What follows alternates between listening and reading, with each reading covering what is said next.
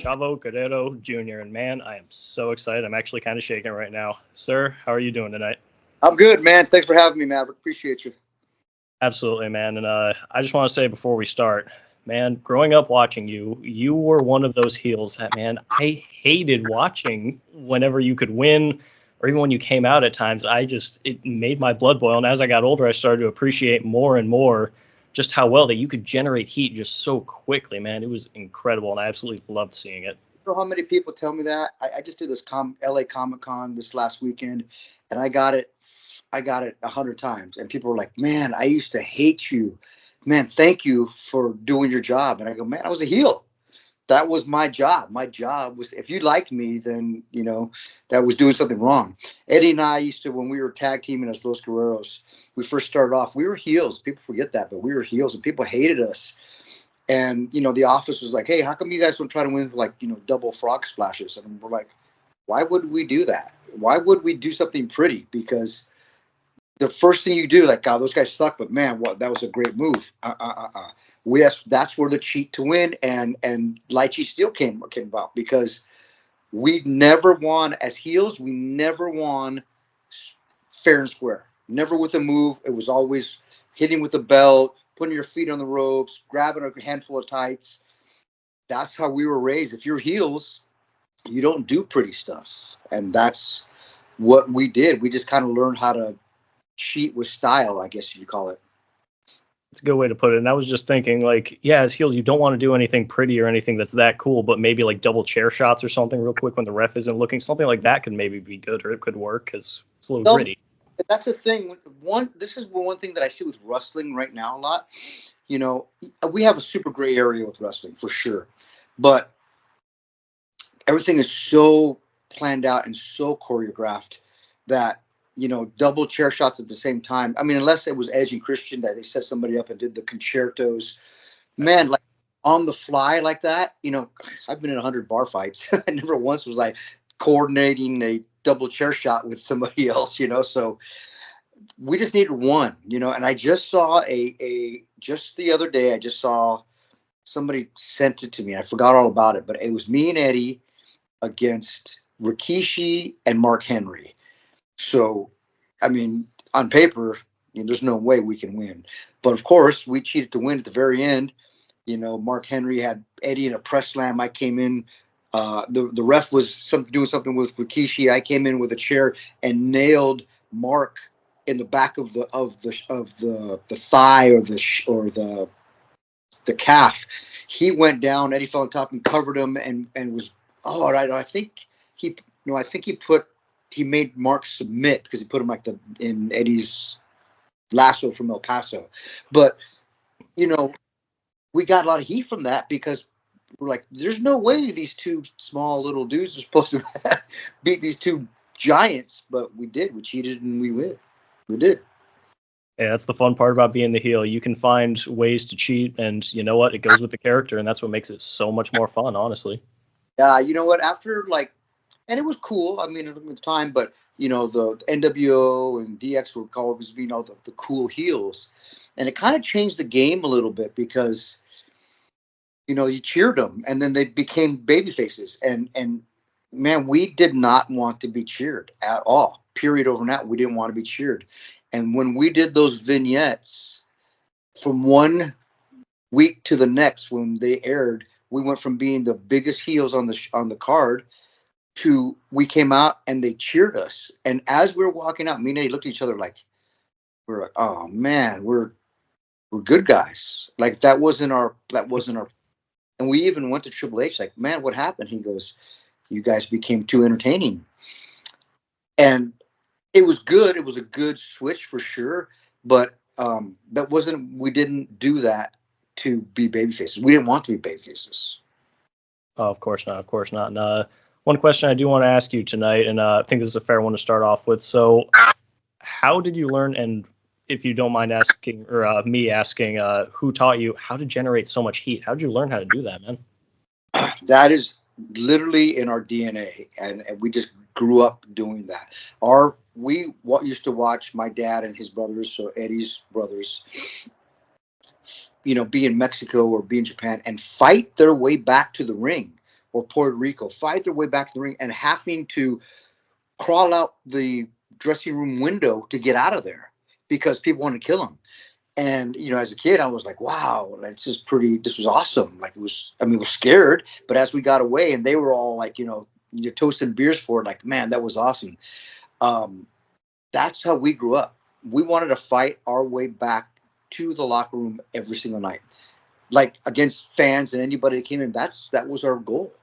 So we just learned how to generate heat like that. And it's very easy. In fact, I did it again not too long ago when I did like a private signing, and people were asking me questions about Rey Mysterio and Dominic and stuff. As I'm doing the online signing or the I guess it's virtual signing, and I had said something like, all right, Rey, enough with using the Guerrero stuff. We get it. Good though. We don't need your help. Somebody kind of, came back on that. I didn't even know people were really watching that. And they came back and were like, oh, Chavo, blah, blah, blah, this and that. I'm like, that's not heat. I go, you want to see heat? Just watch. And I called up Rey and I go, Rey, don't believe anything you're going to hear. I'm going to tweet some stuff out right now. It's got nothing to do with you. I love you, man. He's like, all right, cool, no problem. So I did it and talked about how he's robbing the Guerreros and he should be giving that money to Eddie's kids and all this different stuff. And I think I did 1 or 2 tweets. People were in an uproar. They went crazy. And literally after I let it go for about a day, then I literally said, okay, guys, duh. This is not anything different than I did in 2005 when I turned on Rey. It was nothing different whatsoever. I got you again. I go, that's how easy it is for us to generate heat like that and get people to believe in it because it's rooted in truth.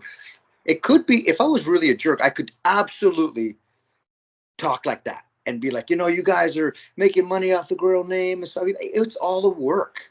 And people don't like, I don't know. That's just something we learned doing. We grew up doing that. Absolutely. You have such a grip on people, and it is incredible, honestly. I've always really admired just how well you can control the crowd with that just so easily. So with that, would you say that your family and seeing how they performed as heels was some of your greatest inspiration growing up? Absolutely. They knew how to be heels, man. The original Los Guerreros were my dad and my Uncle Hector as the Alamo Busters, they were called. And they were the heels, man, big time. Like people hated them. They were feuding with the Rock and Roll Express and Wyndham and Rotundo and in Florida. And I watched it firsthand, and it was awesome just to see those guys be masters of their craft. Fair enough.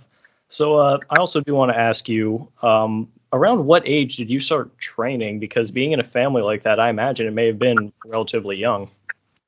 Yeah, there was no age that I started training. I mean, we grew up with a wrestling ring in our backyard. So I heard Miley Cyrus talk about it one time. They're like, well, when did you know you wanted to be a country singer? She's like, when did I not want to be? It's the same thing with us.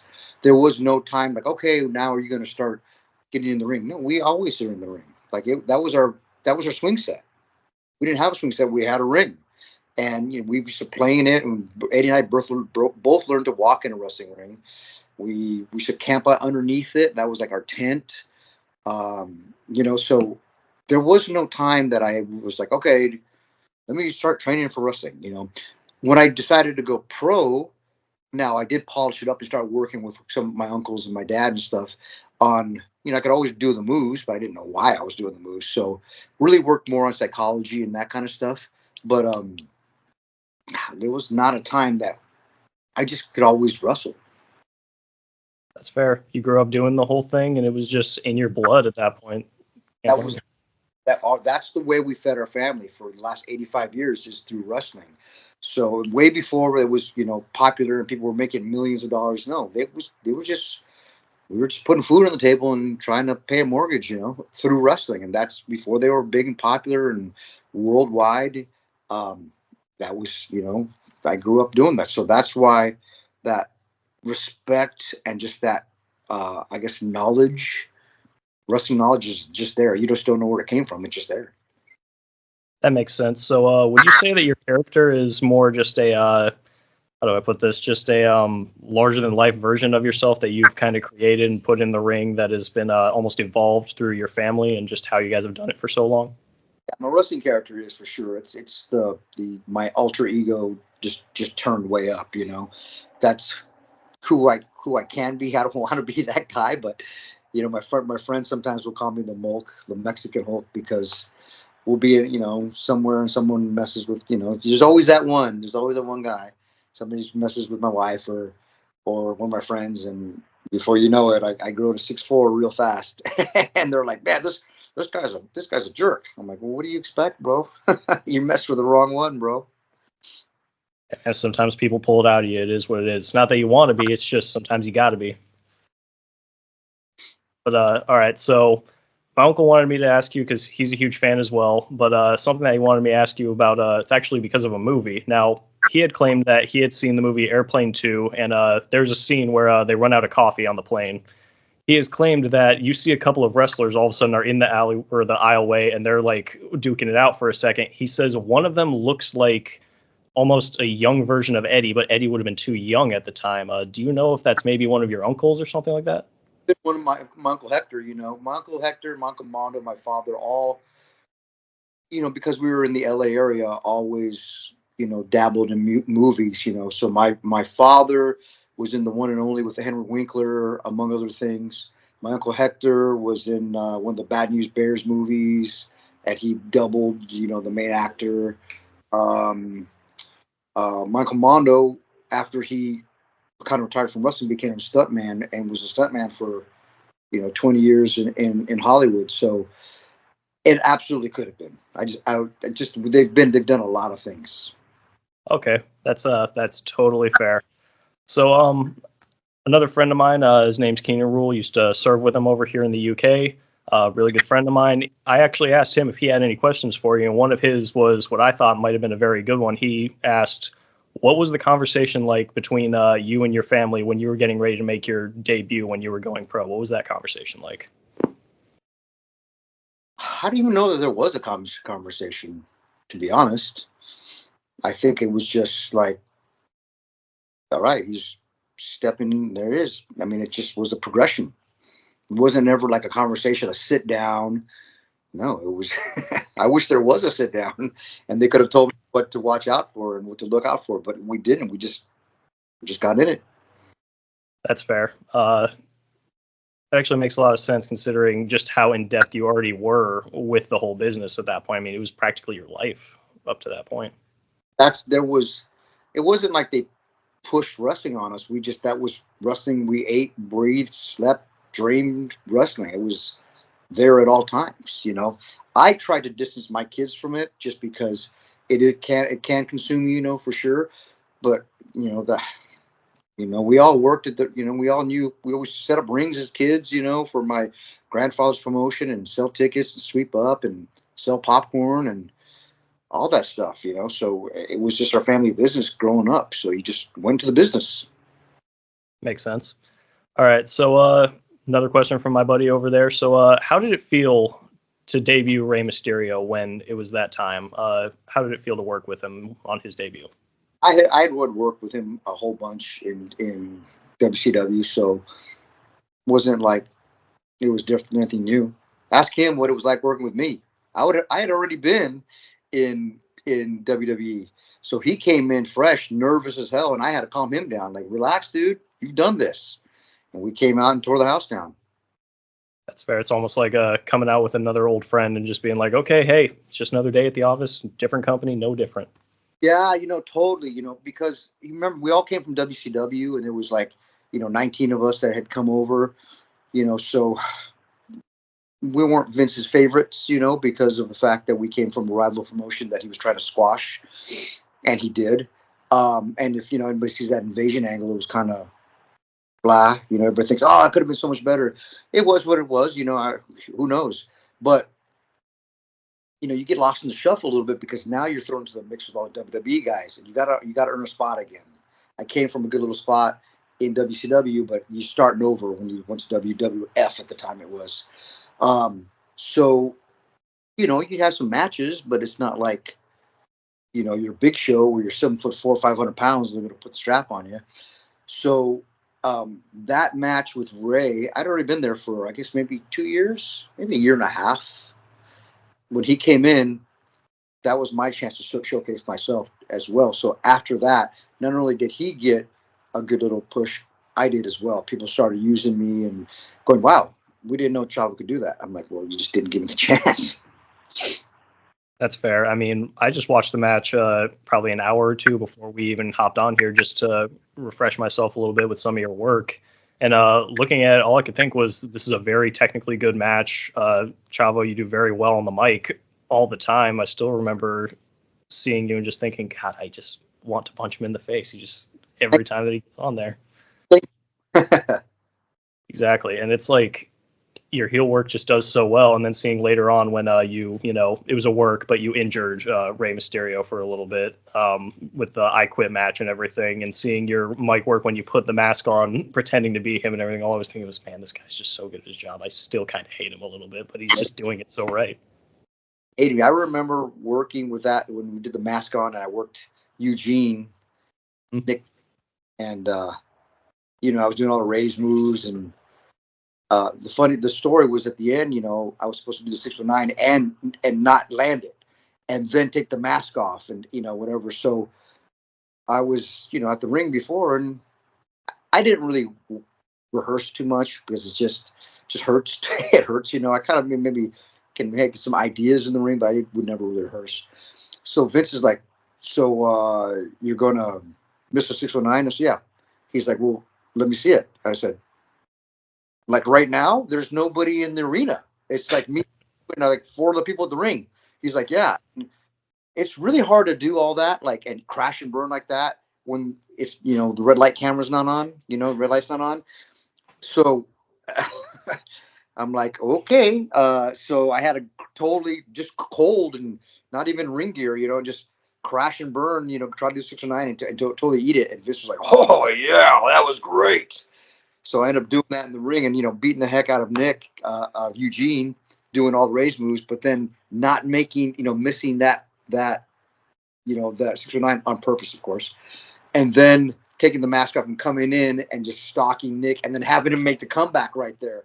People went nuts. People were going crazy, like, oh, shit, oh. And then, I beat him at the end. But, I really was kind of eating him up before everything was mine in the ring. Except for once I took that mask off, then it was like, then he was making his comeback. It was pretty cool. That's fair. I actually did get to see that match, him making the comeback and then seeing him hit the 3 amigos on you. For a second, all I was thinking was like, man, that's mad disrespectful, but it works in this story right now. And honestly, it was a good match to watch. And I haven't really seen much of Eugene. Not really somebody that I really saw too much of, but honestly, it wasn't a bad match, and I'm not going to say if you carried it, he carried it. I think it was a very good effort by both members, and I can appreciate a match like that, no matter who's in the ring, just the way that performance went. He was great. Nick Dinsmore was great to work with. He's so easy. He'd been around already, OVW and stuff for a while. So by the time we did that match, he was, he was great. It was easy to work with. Absolutely. So I also do want to ask you about, so how was, or I guess what was the biggest difference between the WCW locker room and the WWE locker room, if there was really a difference with how things went? Or do you think it was just the same, or do you think there was anything different? It was wrestling. Of course, it was a little different just because, WCW, the wrestlers had a lot of power. Because of the fact, just the way that it was set up, we didn't really have one true boss. The boss was Ted Turner, and then AOL, and then Time Warner. Eric sure was the boss, but he still had to answer to people. He wasn't the end all be all, So when we get to WWE or WWF at the time, it was Vince. If Vince said this is happening, it's happening. So that was pretty cool, and you kind of see how a wrestling company should be run, in a sense. But they both were great, and they both sucked. Depends what time it was, and when I first started WCW, it was amazing. At the end, when all the different people changed owners and stuff, you could see the product was diminishing. It wasn't as cool as it was. And kind of the same with WWE. When we were there, all the way from 2000 to about 2007 or 8, before they got really corporate, it was awesome, man. I loved working there. Then at the very kind of the end was it wasn't as it just people were just worried about other things than the wrestlers. It just got such big business, and it's kind of cool to see it kind of revert back to really caring. You see the product; it's really coming up. The Triple H era. Absolutely. I think with the corporate era that you're kind of talking about, the PG era, it did kind of stunt some things, and I know the changes can be definitely a little bit annoying, but I also do want to ask, so throughout your career and throughout the different companies that you worked for, how much control have you had over your character and what you were going to be doing? You don't. You can suggest. So one thing you learn is that those writers, they're writing for in WWE, they're writing for Cena, Batista, DX. They weren't really writing for us because we weren't the main card guys. So you had to sometimes take what they gave you and make it work. All of the Kerwin White era or whatever. You just kind of had to. You took chicken and made chicken salad out of it. So a lot of times though, whenever I really start doing stuff like the stuff that when we did the whole light sheet steel stuff, that was me and Eddie. We went to Vince and pitched it. He liked it. When I worked with Ray, turning on Ray, that was me pitching it right to Vince. When me and CM Punk started working, it was right to Vince. When me and Kane started working, it was right to Vince. So it wasn't like they had this idea for you. We had the idea and we sold it to the boss. That's how it worked. That's fair. So, when you won your cruiserweight championships throughout WCW, now watching it through, I'll be honest, I saw a short documentary about you on YouTube about this. But did you feel like that was somewhat of your first steps into becoming like a major player and being recognized, or how did you feel about it? Absolutely. You go into a talent-rich cruiserweight division there. By the time I came in, man, jeez, it wasn't just Eddie, Dean Malenko, Benoit anymore. It was, Jericho, it was Mysterio, it was all of the Mexican boys from Mexico, Kidman. Man, it was a really deep cruiserweight division. So getting to be, become the guy, the champ there, the cruiserweight champ, that was really cool. That was like my first step to it. But then getting to WWE, I had to start all over again, and I did. Eventually you see kind of I can see you flounder a little bit, but you're trying to find your spot. And that year and a half seemed like a long time. Hey, sometimes you got to start over and you got to really prove yourself. It takes time though. It was fine, which was cool. I was cool with it. No big deal. But. Absolutely. So, I do want to ask you about the Kerwin White gimmick a little bit. I just want to ask, so whose idea was it and how did you feel about it from beginning to end? Because I felt like it was entertaining, but it was a little off at times. And I felt like, you know what, you were doing your job regardless, no matter what. And you really did put on a show with it. It was Vince. Vince came to me. I came off a plane from Japan and he goes, "Hello, Kerwin." And I was like, "Oh, okay, what does that mean?" "Today you're going to denounce your Hispanic heritage and you're going to become a white guy." And I'm like, you got two options. You say no and go, well, the boss thought of something for you, and you turn it down. That could be the kiss of death right there. Could be your termination right there. Or you can take what he's given you and try to do it the best you can. And that's kind of what I did. In fact, I told Vince, it was a different time, of course. It was a very racist gimmick. I was trying to piss everybody off. I was pissing off my Hispanic culture by denouncing them. And then I was becoming a Caucasian guy and making fun of them too. I was dressing very, over the top in golf and just like, we don't dress like that. Oh, yes, you do. I was just kind of trying to piss everybody off. So I told Vince, I had a meeting with him. I said, "Look, man, if we're going to do this, let's do it right. I want to end up like in a white sheet." And he was like, "Whoa, wow, great." I said, "Absolutely." I go, "We don't have to do it, like it's a KKK." I go, "We could do something to where, I'm pretending getting my Halloween costume, getting ready, you know, and I'm a ghost, but it's got a hood, and he was like, "Whoa, that's great." Anything like that, he loved that stuff. So, um, you know, of course, I think what happened was that the gimmick got a little too racist for the PG era. And I Yeah. was working all like minority guys, you know, like Shelton Benjamin and Tajiri and stuff like that, you know. So, you know, it ran its course. And then when Eddie passed, the next day I was Chavo Guerrero again. So that's how that ended. Yeah, it's unfortunate what happened with Eddie, and I didn't want to make this whole episode about him, but obviously his story and your story do overlap some, so it's definitely going to be mentioned. But I did want to focus on your career. This is your show, man, but you know Eddie is obviously a big part of your show as well, so it makes perfect sense to bring him up all the time because it's part of you, man. But yeah, so let me see. So when you eventually went to Lucha Underground, how did you feel about the creative processes there, as well as the constant vignettes and almost the movie quality stuff that was going on there all the time? Loved Lucha Underground. Lucha Underground was my baby, man. I was supervising producer on the show, and you know, I went from WWE, then had a little short stint in TNA, and then kind of stepped away from wrestling for a second. Then got the call from Lucha Underground, and I'm like, well, you know, they were explaining to me. I'm like, okay, it's a TV show. Well, Mark Burnett's producing it. Okay, well, who's running it?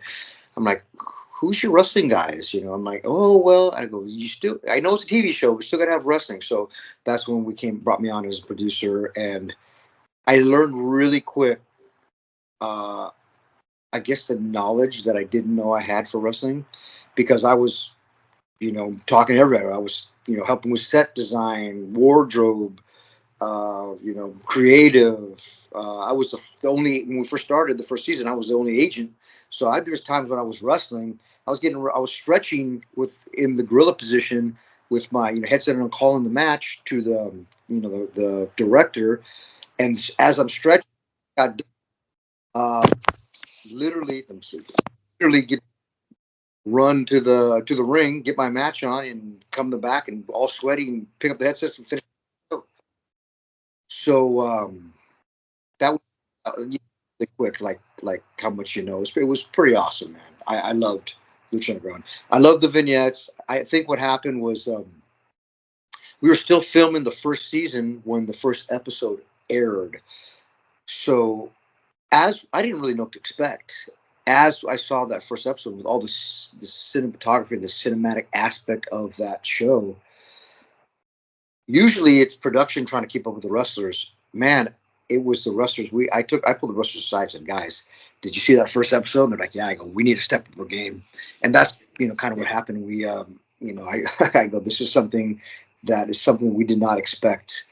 But it was really cool. And it was very flattering to see people like TNA and WWE steal from us, the ideas, the cinematic aspect of the show, the way we film vignettes, different things, and it was like, oh, it's flattering to see that they actually stole it. I was like, great. Absolutely.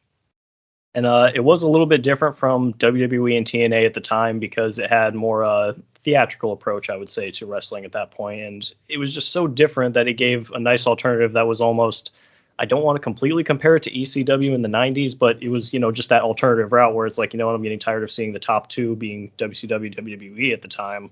There's this alternative. It was something that was worth it, I thought. Right. And I can greatly appreciate Lucha Underground and everything that went on there. And I still remember, I believe it was the first episode, you turned heel immediately at the end of the show. Right. It was just like, there it is again. Yeah, totally. I mean, well, we went from, so I worked, Blue Demon at the end of the show, which kind of the match was a little lackluster. And right away, we turned me heel, started chair shotting everybody, and it was like, oh, there I am. There it is. And they let me run with it for a while. It was pretty cool. Yeah, absolutely. I mean, you've always been a great heel. Why not let you continue it? And I didn't know that you were that heavily involved with Lucha Underground. That's interesting. Big time, man. That was awesome. That kind of got me started into Hollywood, to be honest. It got me started from the next thing I did from there was a show called Grimm, that was like on NBC, where they had called me to play a character, but to also choreograph the wrestling in it. So I'm like, I think I can do this. So I did it. I do it for wrestling all the time, but I just don't know if it's the same thing. And sure enough, I was able to do that. And then I went to Glow, and that just started my Hollywood career. It's fair. And it's funny that you mentioned that, just because I don't think a lot of people understand how often that wrestling, God, how do I put this? Wrestling theatrics are used in Hollywood today. A lot of people don't realize it, especially people who will say things like, oh, you really watch that stuff? It's all fake. It's like, what's the difference, realistically? So the car crash that Tom Cruise just did, or Fast and Furious did, well, they rehearsed it for a week. Mm-hmm. That make it fake? I mean, it's still a car crash, even though they know exactly what's going on. So it's like pro wrestling. We're still falling 8 feet through tables through the ground. I mean, whether they rehearsed it or not, it's still the car crash. So it's people that don't get it. They kind of don't know what they're talking about, in a sense. They don't have to like wrestling, just like you don't have to like the Fast and Furious movies. But at the same time, you can't deny that what we do is this live stunt show that there's no retakes. We just do it. Exactly. And I mean, even showing a friend of mine, I think it was last night, because he's not really a wrestling fan, but he'll go along and he'll watch whatever just for the heck of it. I had showed him the match where Undertaker threw Mick Foley off the Hell in the Cell, and immediately he's like, well, how can they really fake that? And I'm like, well, what do you mean fake it? He just fell. Well, that's the thing. People they can't grasp that those stunts and those actual falls, like we really did it. I remember one of my friend's wives, I was hit with a chair somewhere. She's like, "Oh, that must be a rubber chair." And I said, "Do you know how much it costs to engineer a rubber chair?" I said, "So in Young Rock, we had, our actors doing this ladder match. Well, we're trying to protect them as much as we can. So we ordered a ladder that was a kind of a rubber ladder, even though they had a climb on it. So it was like this hard rubber ladder. They had to, paint it, make it look like a real ladder. It was $30,000 for one ladder that we didn't even really use. So I'm like, where do you think you just get this rubber ladder at? I mean, this rubber chair at? And a rubber chair is going to hurt a lot more than a steel chair. It's hard rubber. I said, you still got to be able to sit on it. You got to, it can't just fall apart. It's not like it's balsa wood. You can tell when you get a chair and it explodes, like in a movie. Well, then it's just not. That's a balsa wood chair. I'm like, those are real ladders that are falling. And she almost couldn't believe it. Like, but that hurts. I'm like, hello, yes, it hurts. You were right. And she was like, how do you do that? She couldn't believe, she thought this can't be real. It's real. Absolutely. Scripted doesn't necessarily mean fake, and that's what some people don't really understand. Exactly. I remember walking through the airport one time, and somebody recognized me, and he was like, Chavo, what's up? And his friend's like, who's that? And he goes, oh, that's Chavo Guerrero, he's a pro wrestler. And the guy literally, like, in front of me to my face says, I don't watch that fake SHIT. And I was like, you want to see how real I am? And he looked at me, and I said, keep talking. I'll show you how real I am. And he was like, and I go, oh, not that fake, is it? Yeah. And I was kind of like, just like, don't be a dummy, man. And he was literally, his friend was like, yeah, that's right, Chavo, you tell him. And I was like, bro, like, that's like, that, you can't just insult somebody's job right there. I mean, it's like talking to, like, oh, you're a police officer. Oh, you're stealing or whatever. Just demean him. He's still a police officer that could, mess you up. Yeah, I hear that definitely. So another friend wanted me to ask you about if you still have the God's Gift belt by chance. God, the gift from the gods belt. Yes, that one. I do not have that one. That one was definitely a prop that was the show's belt that they kept everything. I don't know. We have no idea where it's at, but they kept it all somewhere. Ah, okay. Ah, man, that it was such a cool looking one too, honestly. They had some cool belts. That was cool because the medallions would go on. You know, you'd have to win a tournament, put the medallions on. It was pretty cool. It's very, Lucha Underground was very like had some very supernatural elements to it. Where we had a guy that was a dragon that would fly off. We had a guy that was Aerostar that was, interdimensional being, traveler. So we kind of could do that because it was such a like a TV show and not a reality wrestling show. I don't Yeah. think that would apply in WWE or maybe AEW a little bit. You have the Luchasaurus kind of doing some stuff, but nobody thinks he's a dinosaur. We suspend belief to a certain extent, but not too much. Right, right. All right, so I do also want to ask you, so how or what was your favorite parts about being involved with Lucha Underground? What was your favorite things about it? Lucha Underground was everything, man. I loved it. I loved putting out a rival product, a different product than everybody else, and guy just starting a wrestling company really from the ground level. That was great. I loved every part of it. It was a lot of work. Don't get me wrong, but I learned so much. Really, that started shaping my Hollywood career. That kind of gave me the stepping stone to get to the next level, to the next level, to the next level type thing. That makes sense. And so I've heard that you recently worked on the Iron Claw, and you were working with all the actors on how to move and everything. So how did that experience go for you?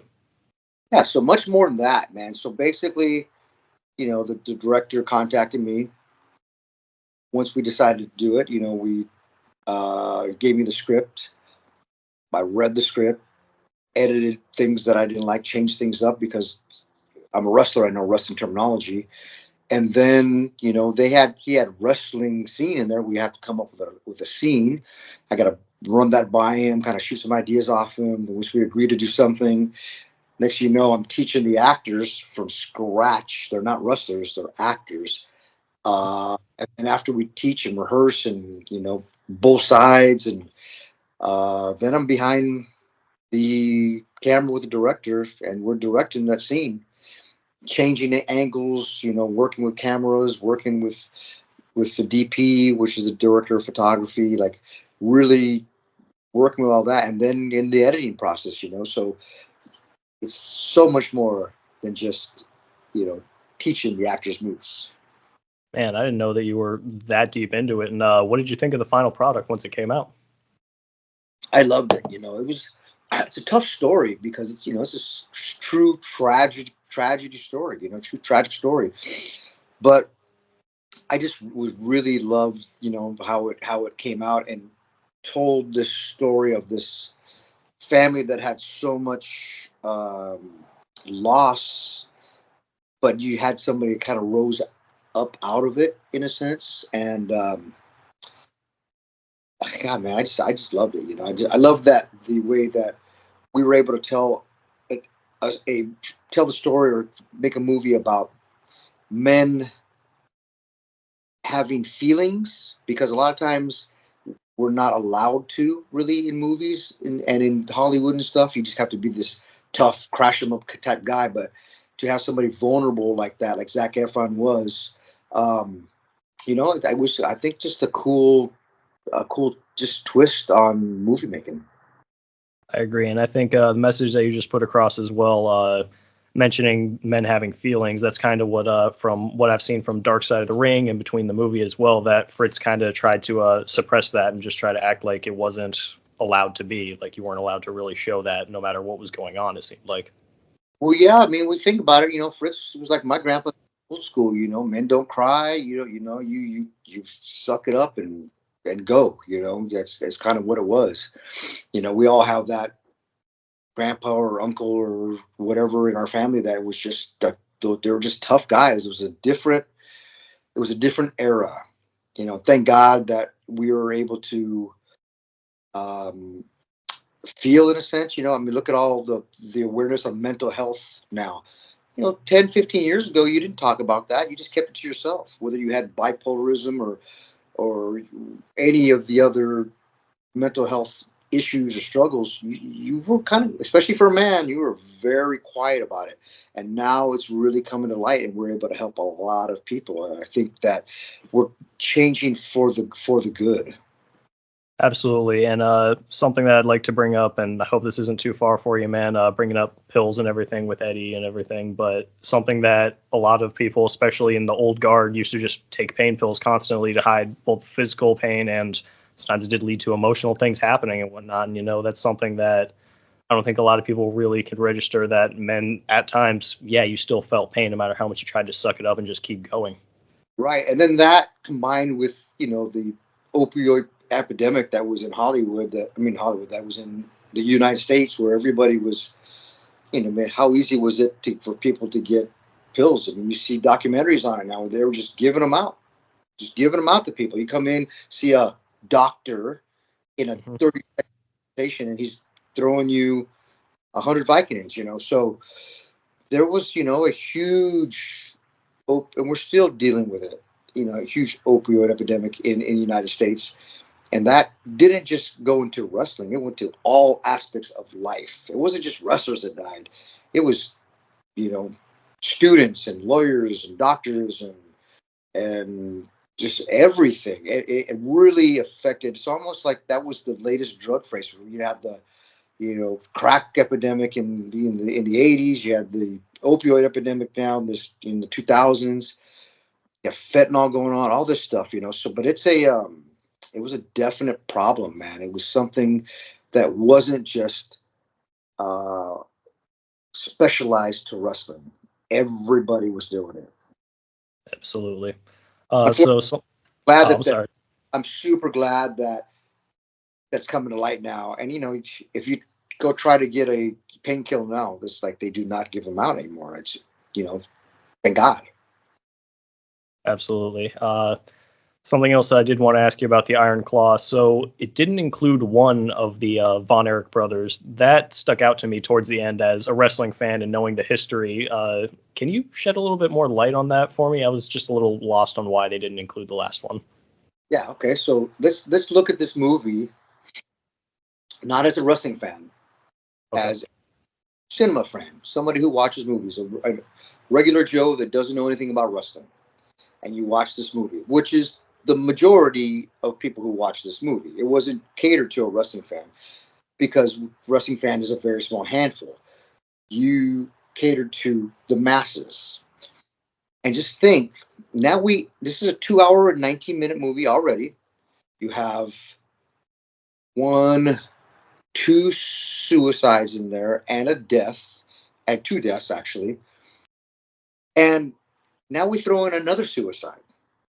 How much, I don't think, and that's one thing that Sean Durkin, the director, that I mentioned to him the same thing when I read the script. I said, there was another Von Erich that killed himself, right? He's like, yeah. The film wouldn't have survived it. It was just, I mean, how much can you keep? This isn't a Netflix miniseries or a docu series where Yeah. it's got an episode thing. No, this is a one sit down movie. And right now in Hollywood, you have a 3 hour movie, you're going to lose audience members because of our short attention spans now. If I see a movie that's 3 hours, I'm not going to watch it. It's just too long for me. I can't sit down for 3 hours and see that. It's not, that it's just not done as much anymore. So you got a big choice when you got a studio, A24, that is expecting you to put out a movie, not a wrestling movie. This isn't a movie that's being shown in WWE Network. So that's where you're at. And if you really get into it, the first child that died, they didn't really touch on it. He was electrocuted as a kid when they were living in that trailer, traveling town to town. Electricity and trailers the standards weren't what they are now. Well, that the trailer was plugged in. The trailer tongue was electrified. The kid touched it. This 5-year-old kid, 7-year-old kid, I don't know his age actually, touched it, got electrocuted. It was in the middle of winter, fell down in a puddle of melted snow and drowned right there. But we didn't include that either. We didn't include that David, was named after, I believe, his mother's brother, had also died tragically. I mean, where are we going to stop? Yeah.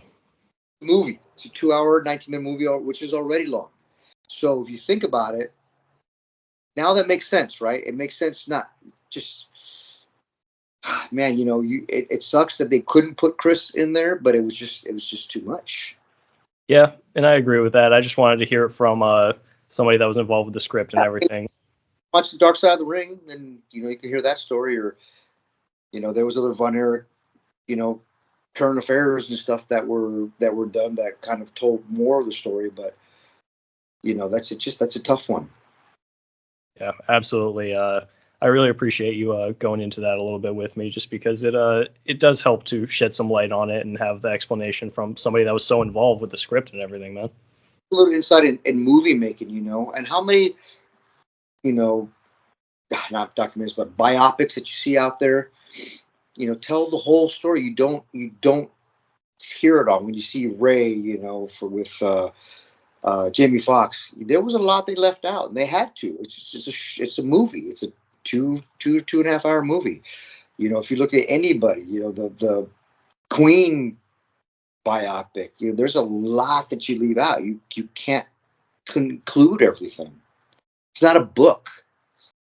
So that's, if you any biopic that you see is going to leave stuff out. It has to. It can't. Just don't. There's not enough time. Fair enough. So, yeah, I really appreciate you going over that with me. So back on the topic of wrestling. So when you had won your ECW title and you were with WWE at the time, how did it feel at that time? Were you really excited about it? Did you think this was the next step for you? How did you feel? Yeah, anytime they put a championship on you, championship belt, it's always an honor for sure. It's not like they're just giving it to you, for the most part. It's always an honor, to hold the ECW championship. So when Eddie and I grew up, we always pretended that our goal, but our dream in a sense was to become the tag team champions of the world, because we would see his brothers, my dad and my uncles, be the tag team champions, and we would, as kids, we would play tag team champions in our backyard with our belts, and we'd get the belts and pretend that we were, the champions. So that was our this goal, you call it. It wasn't like it was a goal, but that's what we wanted to do. So when we achieved that in WWE, Madison Square Garden, at Survivor Series, then you start making other goals for yourself. So we made goals to become the heavyweight champions, and Eddie was the WWE champion. I became the ECW champion. So, that was the next step. Fair enough. Honestly, I'm really glad that you were able to get that next step. But between you and I, man, I kind of always saw you as somebody who you didn't really need the belt to be over as well. Well, you were an incredible heel, so you were always doing your job very well. And it's kind of one of those guys where I always felt like you didn't really need the belt just because you got the reactions every time, no matter what. But having it, it's a great accolade for you, and I'm really glad that you were able to accomplish that. And what comes along with that title like that and working, you're really any title, the Intercontinental Championship, the tag team champions, your pay does go up because you're working a lot and you're working on all the shows. So having that championship or a championship, you're definitely going to make more money. Not just, of course, being, the WWE champion or the Universal champion, whatever they call it now. Of course, that comes with a lot of responsibility, but a lot more money as well. But becoming, ECW champion, I think that was my biggest year ever. I worked a lot. I was on everything because then we became part of La Familia with Edge, and he was the heavyweight champion. I was ECW champion. I think at one point we had Ryder and Hawkins as the tag team champions. So we were like on every house show, every ECW, every SmackDown, sometimes Raw. So we were just like working a lot. But you made, why are you in this business? You're here to make money. So that was cool with it. Absolutely. So I do also want to ask you, so anybody that you could possibly wrestle from past, present, I almost want to say future, but maybe if you see an up and coming, who would you see as an ideal dream match for you in your prime and them in their prime if you could absolutely put it together? I would have loved to wrestle Rick Steamboat as a human babyface. I would love to wrestle uh, Shawn Michaels. I did tag team stuff against him, and he's just so good. I would have liked to have done that. Nowadays, I like Pac, who's over in AEW. He's really great. I think I could have some really great matches with him. God, so many of the guys. I could go on and on. All the Usos, man. The Anoa'i family. They're all so good. Just get in the ring with any one of them is awesome.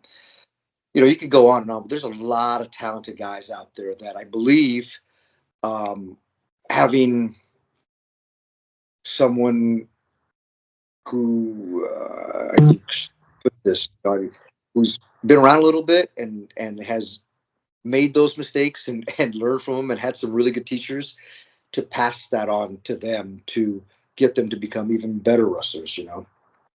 Agreed. And with that, I'd also like to ask, do you still keep up with the product at all? Sure.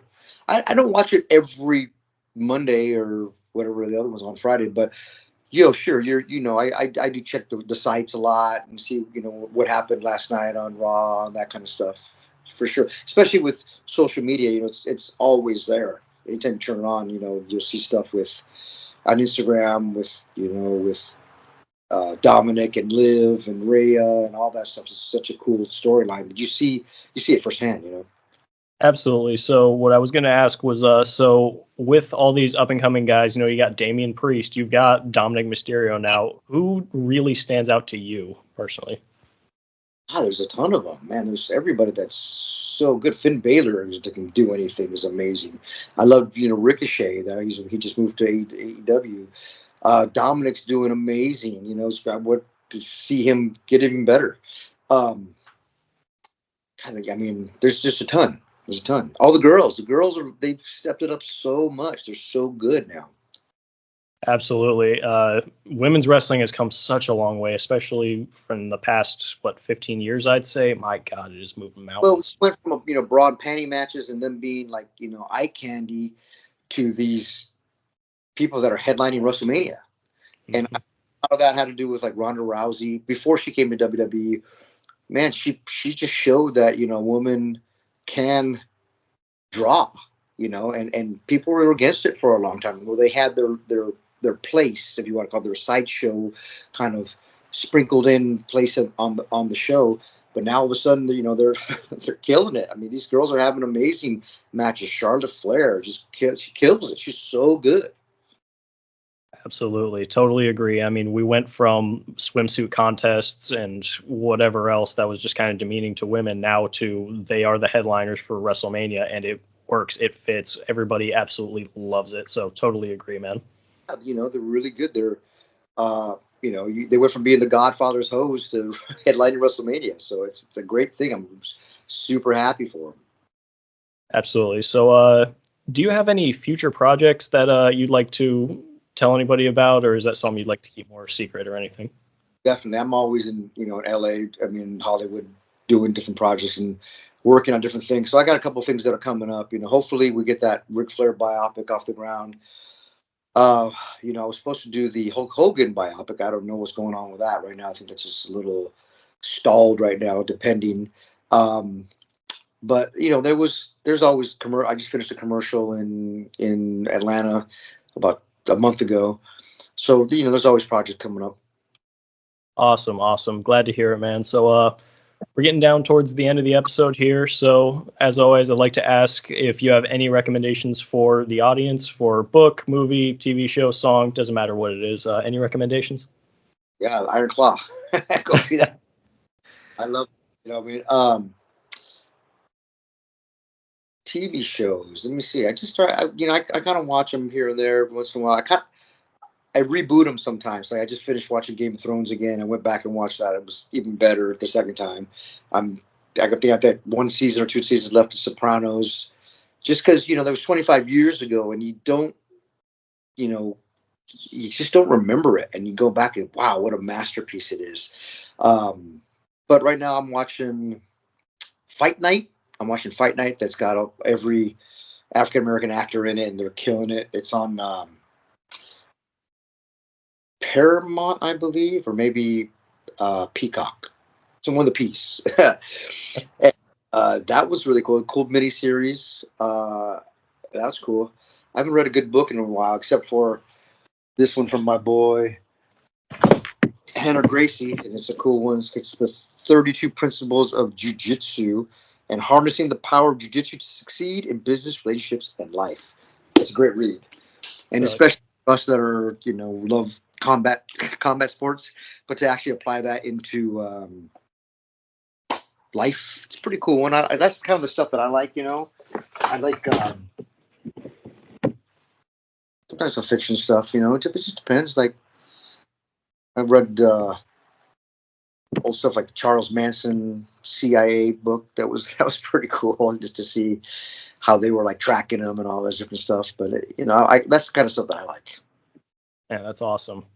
So, recommendation for this week for anybody that's listening, I would honestly recommend. I've mentioned it on the show before, but I would recommend watching Slumdog Millionaire just because it's one of those movies, man. It can get to you, and it's very well played. Great movie. If you've never seen Slumdog, it's such a good movie. Such a good movie. Now being in the movie business, I saw it before I was in the movie. I got to go back and watch it again, just because now I look at it completely different. Now you need to see how not just told a story, but they used the script and the camera work to tell that story. It's pretty cool. And for people that are watching, what we do in wrestling, and this is a lot of I show this if I'm doing a seminar or telling young wrestlers. I go, guys, we tell stories out there. It's what we're doing in the ring. We use those moves, the wrestling moves, to tell the story, but the wrestling moves are not the story. And just like in a movie, you use explosions and stuff to tell the story, but those explosions aren't the story. You have to get them connected to a character, whatever character. They have to make them love you or hate you in a movie so that you're invested in it. And it's the same thing in wrestling. In wrestling, you got to get them to hate you or love you, because then they care about you. But when you're just this guy that does some flips and okay, whatever, next, who cares? That's not how you do it. So if you just remember, it's like you're almost like you're watching a movie or a part of a movie in a wrestling match. You have to get the crowd to connect to you somehow. And like look at Dominic. Look what he's doing. He doesn't do anything. He just stands there with that stupid mustache and Eddie's hair, and people hate him, but they care. They care about him. He's doing a great job. Oh, absolutely, totally agree. And the storyline with Rhea Ripley and Liv, I think it was phenomenally done. So cool. So good. Absolutely. So, right in the end of the show here, do you have any last thing you want to say to the audience, sir? Yeah, guys. Hey, thanks a lot for listening and watching and following my career. You can check out more stuff I got going on my Instagram at Chavo Guerrero Jr. That's kind of where everything goes on. I'm also on like X or Twitter, what it's called, at Mex Warrior, and I also have a Facebook at Chavo Guerrero Jr. Not the fake one that sells things. There's a guy out there that's got a fake profile of me that's trying. I never sell anything on my Facebook. Never sell, so that's not real. So, but check me out. You can see all the stuff I'm going on, working on. I have a beer out, my Los Guerreros Mexican Lager. You can check out stuff where to drink that, and just all the different things I got working. I got a lot of irons in the fire, man. I'm always doing stuff. Awesome. I was actually going to bring up the fake Facebook account thing, and I'm glad that you did, because I was going to ask you about it, because it accepted a friend request from me. I was like, it must be a joke or something. Not real. So he's got like some. My real Facebook account's got way more than him. I don't know why. I've reported them, and people report. I mean, so many people have reported them, but he's selling fake stuff on there. And then, from what I understand, is that as soon as somebody PayPal's him the money, then he blocks them and deletes them, so he keeps the money. So that is not me. Report them, and I don't. If Facebook, if you're listening, shut it down. I think the account's been shut down by now because he disappeared off my friends list. I promise I never bought anything from him, but It's still there. It's really still totally. I check it out all the time, and I'm like, how have they not gotten rid of this guy? But anyways, that's it. All right. Thank you so much for being on the show tonight. Really, really appreciate it. For everybody listening tonight, you guys know how it goes usually for me at the end. Do something nice for somebody. You never know who needs it. And with that, once again, you guys know how to reach me at Maintenance Mav. And with that, thanks, guys. Appreciate you, man. And thank you. Thanks for listening to the WWE Podcast. Don't forget to subscribe on your favorite podcast app so you don't miss a show, or head to WWEpodcast.com. And for all of these shows ad-free, head over to patreon.com/WWE Podcast. Until then, we'll see you next time.